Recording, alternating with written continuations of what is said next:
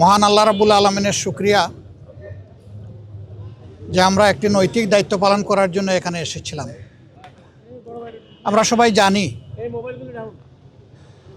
BNP chairperson সাবেক প্রধানমন্ত্রী বেগম খালেদা জিয়া তিনি জাতিকে তিনবার নির্বাচিত প্রধানমন্ত্রী হিসাবে নেতৃত্ব দিয়েছেন। এর বাইরেও তার একটি সংগ্রামী আপসহীন জীবন ছিল।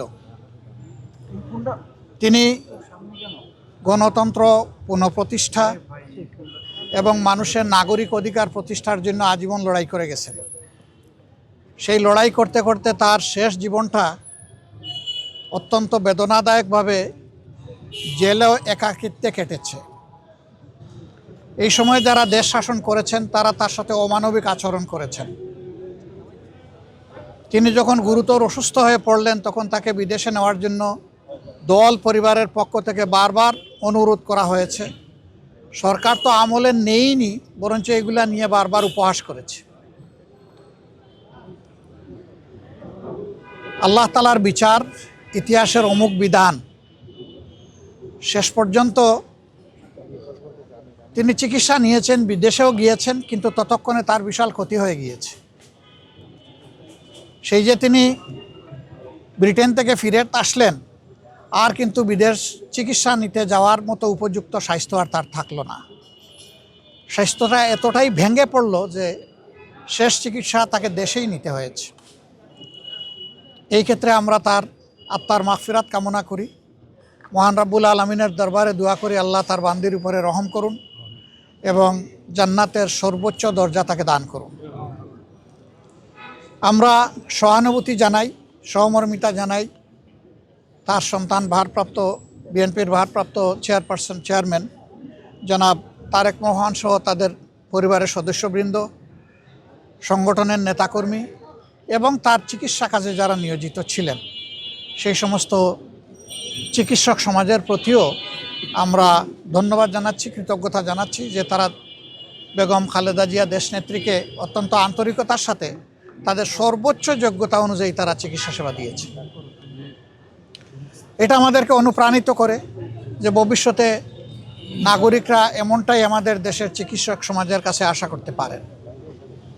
তিনি চলে গেছেন ইতিহাসের একটা বিরল সম্মান নিয়ে। তার শেষ বিদায় সম্বর্ধনা অনুষ্ঠিত হয়েছে গতকাল এবং মানুষ আবেগ দিয়ে, চোখের পানি দিয়েই তাকে বিদায় দিয়েছে। এইটা তার পাওনা ছিল। উনি জাতির জন্য যে অবদান রেখেছেন তিনি তার পাওনাটাই আল্লাহর পক্ষ থেকে পেয়েছেন। তার এই পাওনা দেখে আমরাও অনুপ্রাণিত হই। আমরাও যদি জাতির জন্য সেরকমটা অবদান রাখতে পারি, হয়তোবা এদেশের মানুষ আমাদেরকে এইরকমই একদিন বিদায় দেবে। এটা সবার কপালে জুটে না। এই সম্মানটা পাওয়া, মানুষের চোখের পানি দিয়ে বিদায় সম্বর্ধনা পাওয়া, এটা বিশাল ব্যাপার। আমরা এই জন্য আল্লাহ রাব্বুল আলামিনের শুকরিয়া আদায় করি যে তিনি তার বান্দির প্রতি রহমশীল হয়েছেন। দেশ এখন একটা গুরুত্বপূর্ণ বাঁকে আছে। আগামী নির্বাচন অনুষ্ঠিত হবে একই দিনে, জাতীয় সংসদ নির্বাচন এবং গণভোট। সংস্কারের জন্য গণভোট আর সরকার গঠনের জন্য সাধারণ নির্বাচন। 12 তারিখের এই নির্বাচন নির্বিঘ্ন হোক, সুন্দর হোক এবং গ্রহণযোগ্য হোক, আমরা এটা দোয়া করি। আজকে এই বিষয় নিয়ে আমরা আলাপ আলোচনা করেছি এবং আমরা এটাও বলেছি, প্রিয় দেশের স্বার্থে অতীতে আমরা একসাথে কাজ করেছি, আগামীতেও দেশের স্বার্থে ইনশাল্লাহ আমরা একসাথে কাজ করব। তারেক রহমান সাহেব সহ বিএনপির নেতৃবৃন্দ একই আকাঙ্ক্ষা ব্যক্ত করেছেন, আমরাও একই আকাঙ্ক্ষা ব্যক্ত করেছি। এমনকি আমরা এটাও বলেছি যে 5টা বছরের জন্য জাতির স্থিতিশীলতার স্বার্থে একটা সুন্দর পরিবেশ ফিরিয়ে আনার স্বার্থে আমরা সবাই মিলেমিশে ভালো কোনো চিন্তা করতে পারি কিনা সেটাও আমাদের চিন্তা করা দরকার।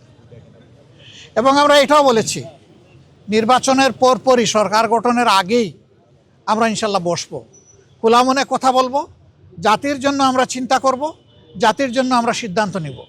আপনারা দোয়া করবেন আমরা সবাই যেন ম্যাডাম যে ঐক্যের জায়গাটা পাটাতন যেটা তৈরি করে দিয়ে গেছেন তার উপর দাঁড়িয়ে আমরা যেন আমাদের দায়িত্ব পালন করতে পারি। আপনাদের সবাইকে অসংখ্য ধন্যবাদ। আবারও ম্যাডামের আত্মার মাগফিরাত কামনা করছি এবং শোক সন্তপ্ত পরিবার, তার আপনজন, প্রিয়জন, তার সহকর্মীবৃন্দ তথা দেশবাসীর প্রতি আমরা গভীর সমবেদনা জ্ঞাপন করছি। আসসালামু আলাইকুম রহমতুল্লাহ।